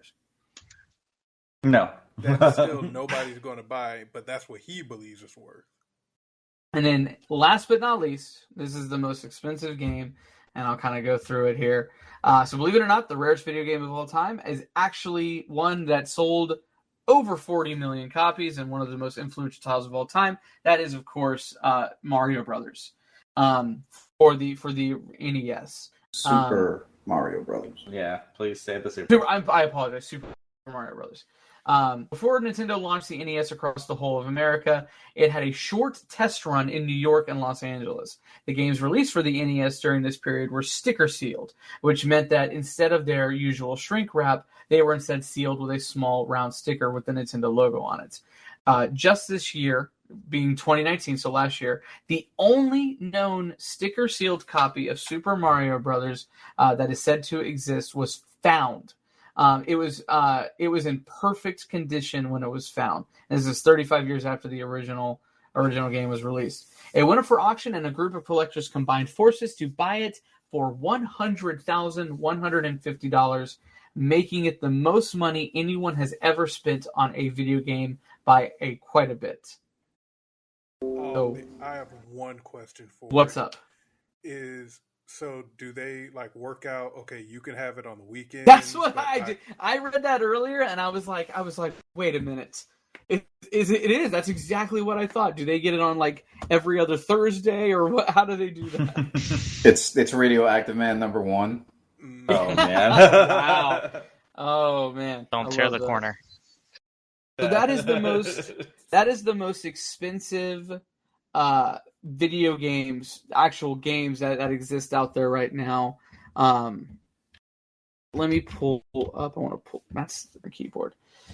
So I want to go through the 10 most expensive console launches in history. Jim, like that record was broken this year also, right? Oh, please It tell was- me, what was it? It was another copy of Super Mario Brothers that sold for 114,000. Is it the same? Is it the same thing? I Is that same believe version? so. Wasn't it 3 with like the brothers below the left side of the box or something? I Yeah, just it read was- about that. Yeah, it It's a had copy something of to do. 3. Yeah, it had something to do with the actual word brothers, like or Yeah. bros rather. It's like it's a sealed rare first edition that normally if you look at Super Mario Bros. 3, Brothers is under the 3, and instead it's on the left side of under like Super Mario, and it's positioned ever so slightly. Like I saw that, I was like, that's not a rare game at all. Like I've seen boxed copies go for like $20, and it's like a first run print in the US. The Brothers is on the wrong side, and it's apparently like a collecting thing. Like Yeah. people know about it. And it was a sealed copy of that version of the box. Weird. That's weird. I Yeah, didn't Very know weird. that. Yeah, but All right. just there.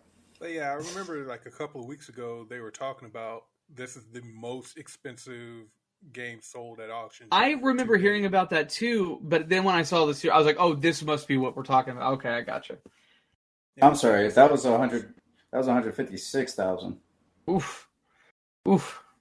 That is We record beat. pitch Super Mario together Bros. and 3. share it. Like acknowledge the fact that we have a rare copy of Mario Brothers.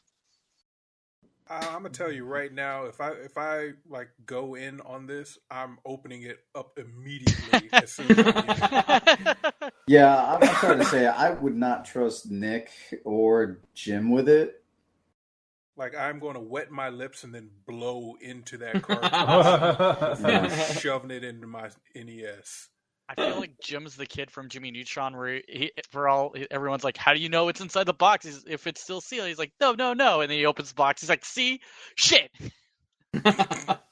Jimmy Neutron said shit. Huh? All right. All right. I'll go through the first 5. They're kind of no secrets. They're not like these crazy astonishing systems or anything like that. But number 10, when the Wii U came out, it was $350. It was the most expensive Nintendo console to ever come out, but it was a very confusing console. Was it an add-on? Was it an update to the Nintendo Wii? Was it an entire new system? I don't even think Nintendo knew when they released this thing, and that's why it was discontinued. Not long after it came out. I believe it was discontinued officially in 2018, just 6 years after its launch. In 2012, but it was a poorly timed launch along with the PS4 and the Xbox One. That came, not long after that. But yeah, it's not a great system. I think in hindsight, it's better than when we remember it to be, just because of its emulation purposes, which is kind of the theme of a lot of these systems. So, moving on, number 9, the Sega Saturn, for $400. And I don't know if you know this, because I didn't know this. Do you know that Sega shadow dropped this, meaning that it literally just was in stores? Just like Yeah. no advertising. They didn't advertise it. They didn't Yeah. do anything, which In fact- which is super weird. The launch of the Saturn actually caused Sega not to be carried in KB Toys through the remainder of KB Toys' life because of the launch of the Saturn. Yep. Like when it launched, they were like, "Oh shit, we had no plans. We didn't know you were releasing it." Sega's like, "Yeah, you want to buy a bunch of games and console stock?" And KB Toys was like, "We don't have any way of stocking this right now. We thought it was coming out over the holidays." Interesting. Yeah, I didn't know that at all. Interesting. Yep. Wait, Yeah. so why wouldn't they have get some at the holidays? So the problem was that Sega strong-armed retailers. So E3 happened that year. Sony walked out and famously just announced the price for the PlayStation at $200, and Sega had to follow. So Sega had no intentions to drop the Sega Saturn until the day of their press conference. They stealth shipped everything to places like Best Buy, Walmart, Target, but KB Toys didn't get any. And KB Toys was told, "Oh, specialty boutiques like you and GameStop or Babbage's or whatever they were at the time, you'll have to order it, and we don't know when stock will be available." And KB Toys was like, "Well, we didn't plan on this. We didn't plan it for our merchandising right now. We're not going to buy it until the holidays." And Sega's like, "Well, guess you're not going to buy it," and they never carried it. It was like a standoff between Interesting. Sega and KB Toys, like which one would fall Oh, first. so they're like, if you don't buy it now, then you're not going to buy it later. You just now is the time to take it. Oh, okay. Yeah, because Sega. I get Interesting. it. And then that's why if you ever went into a KB Toy store, they had only PlayStation and Nintendo 64 during the 1996 Christmas season. They refused to carry Sega Saturn, and Sega wouldn't let them carry it before or after like a certain point. There was like a whole documentary that I watched on it because I was intrigued on stuff like that. So I was going to ask how you knew that. I watched a video on Sega Saturn recently, and it stuck in my head, and I was just Sega like, Saturn is an interesting system. It's still like we're able to emulate PS2 games. We can even emulate PS3 and Wii games with usually no problems now. They are, and this is kind of Sega as a whole, kind of their last few consoles. The Sega Saturn and the Sega Dreamcast are almost Dreamcast more so now, but Saturn is almost impossible unless you have a very high-end system to emulate. Like you can't buy a handheld emulator and expect it to play Sega Saturn games. Yeah. So it's an interesting system that I didn't know anybody that had one. I knew people who had Sega CDs over Sega Saturns. It wasn't big over here. It was mainly a Japanese system. I had one. It was. You had one? Yeah. Did you like it? I mean, was it? I enjoyed it for the games that I had on there because I bought it over the holidays for it was $300 and it came with Virtua Fighter 2, Virtua Cop, and Daytona USA. It was part of a whole package. And then I wound up getting Knights for it later on. So yeah, Knights is kind of the forgotten gem of Sega. Yeah, and those were like the only games I ever got for it. And then the next year I wound up getting a PlayStation. But it was just because I didn't there wasn't anything on there that was that great.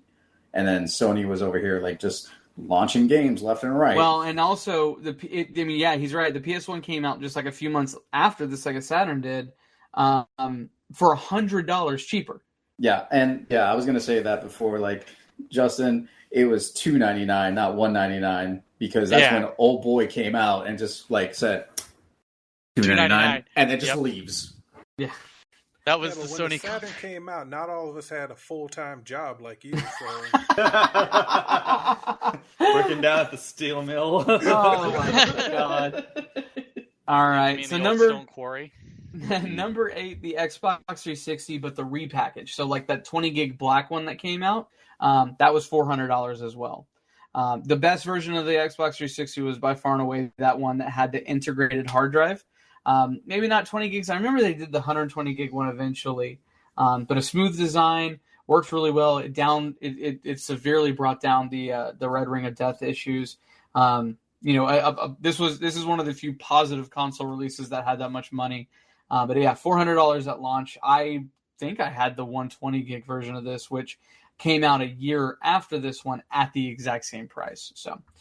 Number 7, the TurboGrafx CD, not the TurboGrafx 16, but the CD version that had a built-in TurboGrafx as well. It also was released at $400. Again, TurboGrafx 16 just did not hit over here. And it's crazy because it was one of the first CD-based consoles, it had incredible soundtracks. It had amazing music. Some games that are legendary some series that are legendaries kind of started out on this system, the E series. The Trail series with Dragon Slayer came out on these. But yeah, $400 for the failure of the system, the TurboGrafx 16. Number 6, the PlayStation 4, also at $400. It's kind of why I'm going through these pretty quickly. PlayStation 4 launched not too long ago. I believe it was 2013. Right now we're at the very end. It's in its twilights with the PlayStation 5 releasing, but it also launched at $400, and obviously the game, the system sold extremely well. Now, on to the top 5. So number 5, the Xbox One, that came out at $500. So it was $100 more than the PS4. And does anybody know why it was $100 more? Kinect. Yep, 100%. It had that built-in Kinect system. And let me ask you, because I don't have an Xbox. I haven't had an Xbox since that Xbox 360 we talked about. Is that thing utilized? Like, is there do games come out that utilize the Kinect? Not anymore. Yeah, I mean, I don't they even- had Connect Adventures, Star Wars Connect. But that's No, all that was- 360 titles. Yeah. What are you talking about? What are we talking about? The Xbox One that had the Oh. built. No. I don't even think Since like those the 360 games with the purple logos, the Kinect, I can't think of one single Kinect specific game that came out for the Xbox One. Oh, Maybe actually, some forgetting I can remember Dance one. Central. No. It was Netflix.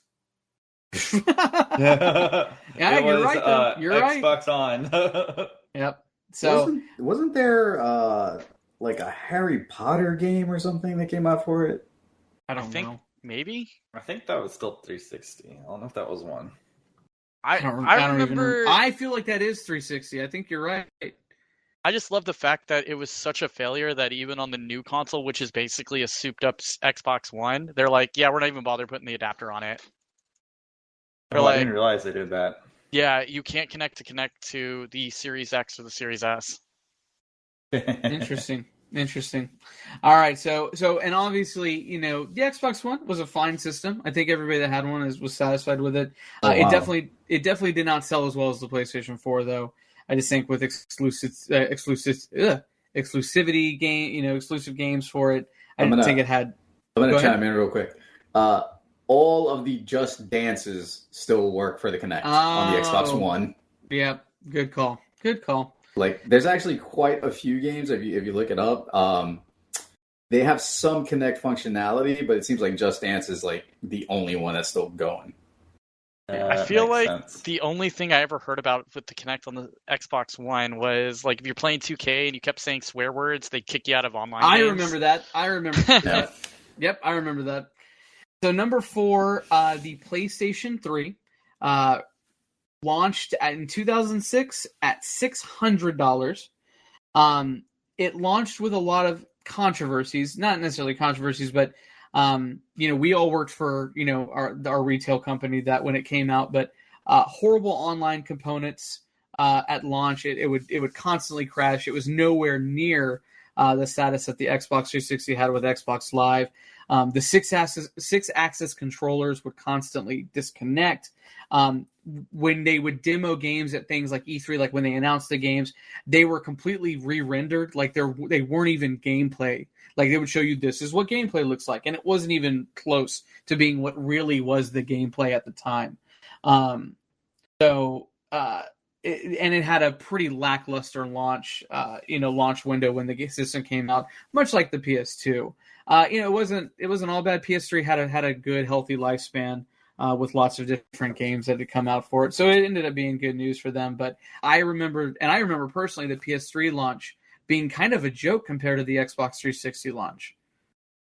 Well, I mean, they both kind of just traded like generations with their issues because the PS3 was 100% agreed. Yeah, they were like focused everything on media and stuff. I remember like they overpromised a lot of technical hardware stuff, and then they were like, yeah, we had to cut all that out because originally they said that it was going to act as like a pass through, like the Xbox One did for cable and stuff. And there was going to be like 2 HDMI ports. Then they're like, nope, just one HDMI port, just output this, they this, went and that. back and forth a lot. Yeah, and then they came out with that price point of $600. I'm like, no, it's not worth it. But yeah, their problem was that. Oh, it's a media device. That's not a gaming console. And then the Xbox, the next generation, it's a media device, not a gaming console. So as somebody who bought that console at launch, I remember buying that and being told like, "Oh yeah, it's a media console. Here's your free copy of Talladega Nights." Well, yeah, I was like, at the time it was a cheap Blu-ray player because Blu-ray players were going at $1,000 at the time. Yeah. Same with the HD DVD players for sure. Absolutely, it was the cheapest way to get a Blu-ray player, which is why their sales were still decent. I think all in all, when you look at the system sales, I think the Xbox 360 did sell more than the PlayStation 3. And now whether or not, and that kind of is the same deal as the PS2 selling so much, whether or not that was because people had to constantly replace them because of the Red Ring of Death. But I think the Xbox 360 sold more than the PlayStation 3. If one of you guys want to look that up and clarify, you guys can. Also because it did release like a year earlier. So anybody who It wanted was a year, yeah. that generation console, if they already had a 360, unless they wanted to, drop the dosh on getting a new console, they already had the games and everything for it. So like anything that was going to come out, exclusives for the PS3 weren't as good as like the PS4 is now. So dropping like money on the console just for the exclusives wasn't really much of a thing. Well, there were no exclusives. I No, remember there were like Infamous, not at launch. what you call it, Resistance. Yeah, like that's the only game I remember being like the big system seller for the PS3 was that Resistance and Killzone. Killzone was like 2 years later. Not Killzone 2. Killzone 2. Oh, Killzone 2? No, Yeah, it came out like on the release. I remember. Yeah, it did. Had it. I would double check that. I don't remember it being a release title. The releases. I mean, I I've remember. got some just confidence right now, but Killzone 2 was a launch title. I'm like 99% sure because of the controversy that it had with that freaking pre-rendered video the year prior. Like they had to go back and rework everything. I remember the only game worth buying was I bought Marvel Ultimate Alliance and I bought Resistance Fall of Man. And I thought Resistance was going to be... I like Resistance. Yeah, I remember buying that like the day that Halo 3 came out. And then eventually buying Halo 3. Because Killzone came out like a year or two later. When did the PS3 come out? 2005? 2000. When did the Xbox come out? 2006. 2006. Killzone 2 came out 2009. Oh. Holy shit. Yeah. But I do remember that being like the big thing was everyone was like, oh man, this is running an engine. And then Killzone 2 came out and everyone was like, the fuck is this? This isn't what you showed. And Guerrilla was like, oh no, that was a proof of concept. Well, that's what happens. That's Cell Engine, man. All right, so moving on to number 3. We've talked about it a little bit already. The Neo Geo AES, which launched in 1990 at $650. With inflation, that comes out to be about $1,300 in today's money. I'm sorry, what was this? The Neo Geo AES. How much was it? It was $650 at launch in 1990, which inflates to about $1,300 in today's money. Okay. So imagine a video game system coming out that costs $1,300. It'd be unheard of. I said 13,000. No, $1,300. So the Neo Geo was not a failure of a console by any means. In fact, it had a pretty long lifespan. It was discontinued in early 2001, but it was individual games were sold at $200. That was the base prices of these games. Because if you look at them, they're giant cartridges. They almost look like motherboards that would be able to plug into this fairly large console as well. And they were exact arcade ports, which at the time in 1990 was unheard of. You were always going to have a much scaled down version of a game if you're playing an arcade game. If you're looking to buy and collect now, most games base price right now are $1,000, and that's on top of the system, which sells anywhere from $3,000 to $4,000 if you want an original Neo Geo AES. But it was the only way to get arcade replicas in your home, and they marketed it like, instead of spending all this money at an arcade, why don't you get it at home? I don't know anybody spending $1,300 at an arcade, maybe over the course of several years. But I don't know. What do you guys think? What's his face? The King of Kong. He probably. Oh, sure. I'm sure he got one for free. You know what I mean? So at that point, he wasn't paying for video games. He was. Was the controller a arcade stick or? Yeah, it was. It was an arcade stick. It's pretty big. There's a couple versions of the controllers. One of them being super rare, like a gold version of it, but they're pretty big fight sticks. They're real clunky and they're not nice looking. Everything is really gross and dingy looking. And I'm sure time has done that, but even if you look at ads for it back in the day, like it looks pretty gross. Like wood panels on the side? No, nothing like that. Nothing like it's a ColecoVision. Vehicle? Yeah, nothing like that. Nothing like that. So that's kind of the last success story that's in this list. Would anybody, without cheating. Would anybody want to guess what number 2 is? Nintendo. Panasonic 3DO. So yeah, that's it. Number 2, the Panasonic 3DO launched in 19 and we'll talk about why I'm saying the Panasonic version of it. So the 3DO interactive multiplayer system came out in 1993 at a price of $700. $700 in 1993 was about $1,200. So kind of roughly the same price. So again, can you imagine paying $1,200 for a video game system? So the weird thing of Blu-ray player, right? Yeah, for real. So the thing with 3DO was the original founder of Electronic Arts came up with it, and several companies actually manufactured their own version of the 3DO. There were some that were cheaper than that $700 price tag, but the most famous one was the Panasonic one. It was known to be kind of the best one that had come out, and at the time, it was the most powerful home console you could get, even rivaling the Neo Geo. It won Time Magazine's Product of the Year in 1993.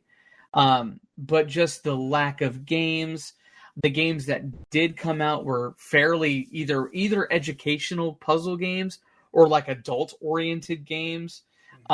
Just nobody bought the thing. Just nobody bought the thing. So just the steep price, lack of games, the system failed for that reason. And I think just because they kind of cannibalized themselves because they had all these different versions of it. And it was discontinued in 1997, so just 4 years after it had launched. Yeah. All right, moving on to number 1. Drum roll. Who thinks they got it? I think I do. I think I know.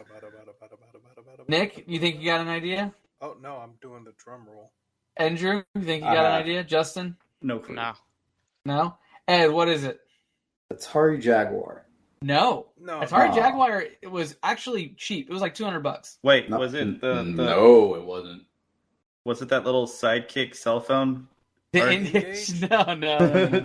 Damn. Because that's not $200 with a console. 2-year contract. That's on the go. Just to give Ed, it launched at $250. Oh, okay. Yeah, launched at $250 in 1993. Oh my god, that controller is dumb as shit. Anyway, the number 1 most expensive video game console at launch, not what they're worth now, but the most expensive one, came out also in 1990, same year as the Neo Geo, and it is the Philips CDI. Fuck, I forgot about that one. Really? Yeah, the Philips CDI. It launched at $1,000. And $1,000 in 1990 roughly inflates to about $2,000 now. So again, a $2,000 video game system. A video game system that As we all say with launched our PCs. Oh, okay, Yeah, but fair who enough. built those up? But here's the thing, though. If you don't know this, the CDI is the product of Nintendo dabbing Sony in the back from making a CD-based system to go to Philips to say, hey, we're going to make this system with you instead, and you can use our properties. And then that gave us PlayStation. So this shit-ass system is what kind of launched PlayStation to exist. It came out with the worst Mario game, which if you don't know is called Hotel Mario. Wow. What? Worst? What would you say is the worst? Oh, no, it's not the worst, but it's like it's got its moments. Are you the Philips CDI apologist here? Not the Philips CDI, just Hotel Mario. Did you played Hotel Mario? Yeah, I played Hotel Mario. How'd you play Hotel Mario? Emulator. Oh, okay. It's regarded as. I'm not saying that it is for sure because I don't have any experience playing it. It looks boring as shit to me because it's just going through a bunch of doors And I know in a hotel. I know what you're going to bring up as the next quote unquote worst game is, and I'll be an apologist for that too because it doesn't deserve the hate because it gave us some of the greatest memes. I mean, okay. For It's what I think it edgelords is, and isn't it? meme lords, I just yes. thought about it. It also came out with the 3 Zelda games. Link, The Faces of Evil, The Wand of, I think it's Gamelon. Gamelon. Gamelon.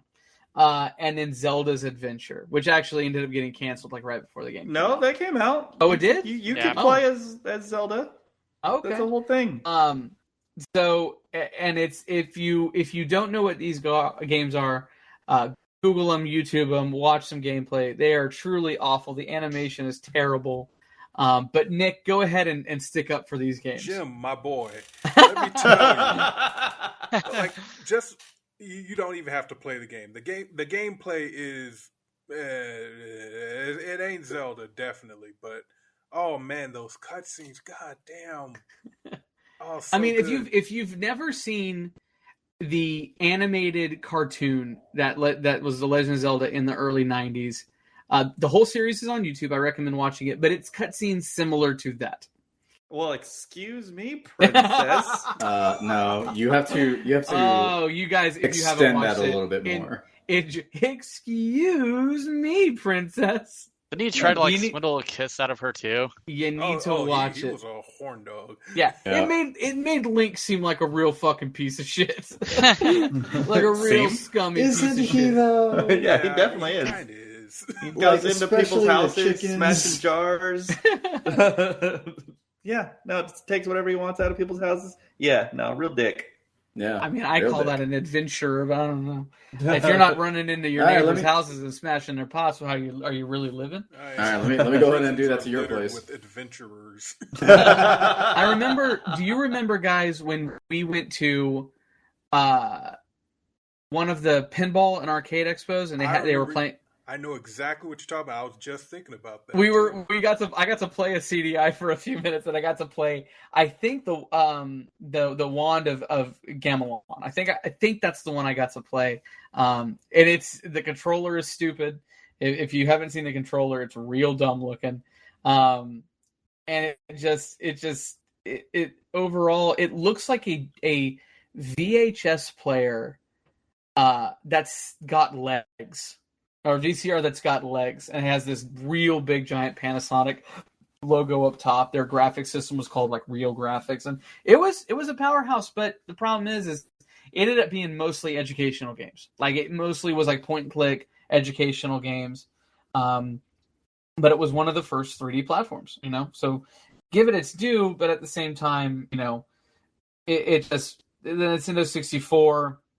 The PlayStation, all these systems, the Super Nintendo even, all these systems that preceded it with similar styles came out hundreds and hundreds of dollars cheaper than this. So that's where we are. So the Philips CDI was the most expensive video game console to ever come out. Now, what they're worth, I honestly don't know. I don't know what is the most expensive console to buy now is. I'm sure it's one of those weird ones like I don't know, like the Intellivisions or like a Sega Nomad. I don't know if you know what a Sega Nomad is, but something like that would be a weird one. I would love it. Sega Nomad, actually. What's that? I would have loved a Sega Nomad as a kid. A Sega Nomad is all a Virtual Boys. I think they go for maybe $600-$700. I don't know though. I would think it's probably something that to me is just a novelty piece that sits on a desk. Like there's no reason to play a Virtual Boy. But I will give it this though, kind of like the Sega Saturn, it's extremely difficult to play, and I'm sure it has something to do with just the stupidity of the production line. But it's very hard to play emulated games for a Virtual Boy, just because that Wario game that came out is actually a pretty fucking good game. So, So Jim, a CDI on eBay goes for about $240. really? How much? Yeah. That's not bad. Jim, I would like to interject here and say that you did miss one console that was at the $600 mark. Which one was that? The Apple Pippin. I think this list avoided the one that because I did a bunch of research and I saw a bunch of different lists, and I think because that is considered a computer, it because I know exactly what you're talking about. It didn't include that. I was mainly doing home consoles. But tell us about the Pippin. Though? Is it a computer though? Because I mean, I remember it being. Ted, constituted you as a were the console. educated one. You tell me, sir. Oh, it wasn't a computer. The end. What did it have on it? I mean, it was a CD-based game. What year released did it in come out? Japan and US, 98? Oh, okay. No, 96. I remember it though being like it came It's- out and then was discontinued like a year later. Yeah. I know what you're talking about, and I know that it's only constituted as a game console and not a computer because it does not have Apple its own. it was Apple Bondi. Bondi had a hand in it. No. Yeah, it Huh, didn't I don't have know its- why this wasn't really included. It's confused as an Apple computer because it only played games that also came out on the Macs at the time. But the difference was that because it didn't have an OS, the OS was bound to the discs for the Mhm. Pippin. It's utilized as a game console, and then big in Japan. Operating system was Mac OS. It was a CD-ROM. See, I think that's why it was running Mac OS and it was considered a CD-ROM system. So Pippin had no games. Oh no. So when Bondi released the US version, it had only 18 games and applications sold separately, and 6 CDs that came with the Pippin itself. Upgrades to the Pippin browser was released as a new CD over time, and so was an update to TV Works, a text and drawing program. Yeah. This is not a video game system. I don't know. Look at the games list below. I'm looking at a blank screen. Anime designer, Dragon Ball Z. No. You got to go down to for a little further. You got Ultraman. You got Power Rangers Zeo, Gundam Wars. Mr. Potato Head saves Veggie Valley. There That you sounds go. like a good one. That's a classic, man. So apparently, the Power Rangers Zeo game is actually a lot of fun. Why did that make Nick laugh so hard? I gotta find this game. The things come on, that make come on. Nick laugh like this. Are you telling me that Tamagotchi CD-ROM is not a game? I mean, there's games that will help me balance my checkbook. Yeah, you're playing one right now. It's called Yakuza. No, he's learning how to be a CEO. Damn it! That involves balancing a checkbook. There's a game called Yellows. Oh, okay. All right. I'm going to read this off. There's a game called Yellows 2.0 Tokyo 1993. Little racist. Little racist. Little racist. Oh, Well, I mean, you didn't Yellow finish and it. then It says another game called it's Tokyo 1993. No. yeah, no. It's Yellows 2.0 Tokyo 1993 Akira Gomi photographs. Is Yellow's a photograph company, for God's sakes? I guess I don't know. Look But at how yeah. many say non-game on it when you look at the Yeah, but when you look at the game description. Non-game. Oh yeah, let's. But, I mean, by Edutainment. that, I mean, if you're going by that, then I mean, what systems were you talking about that were mostly edutainment and also Philips adults? CDI. You're right, but Yeah. I mean, it's got Zelda and Mario. That is video gaming. I love Yeah, forgetting but the we Seiko Pico. want to forget those. Oh man! And on that note, with the Sega Pit or the Apple Pippin, Apple Pippin, yes. we will bid you adieu, and we will see you next time. Thank you so much for joining us. This has been Retrospect.